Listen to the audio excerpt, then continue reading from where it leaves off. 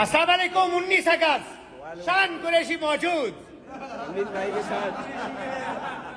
हैदराबाद वाले सारे माशाल्लाह, आज बारिश हो रही थी भरपूर, सबको कहा नहाए सारे। अच्छा सच बताओ कि नशा छोड़ दिया? नहीं मानता। सच बताओ, सच देख के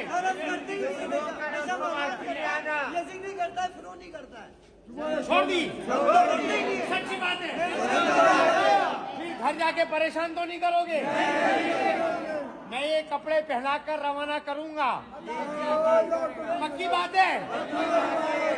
चलो एक दफा बोलो, अल्लाह मेरी तौबा। दिल से बोल रहे हो? नहीं, मुझे नहीं लग रहा। अच्छा अच्छा अच्छा, एक मिनट सब्र करो, मेरी बात सुनो। माशाल्लाह सच बताना, यहाँ पर रोजाना खाना खाया? आप जितने दिन से आए हो गोश्त रोजाना मिला? मिला? नहाए हो सारे?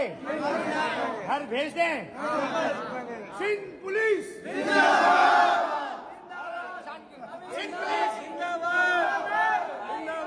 अमीन भाई जिंदाबाद। पाकिस्तान जिंदाबाद। पाकिस्तान। हैदराबाद वाले माशाल्लाह खुश हो गए। इंशाल्लाह अभी तरकीब बनाते हैं और इंशाल्लाह इनको इनके घर पर रवाना करने की तरकीब बनाते हैं। पीछे कोई नहीं है।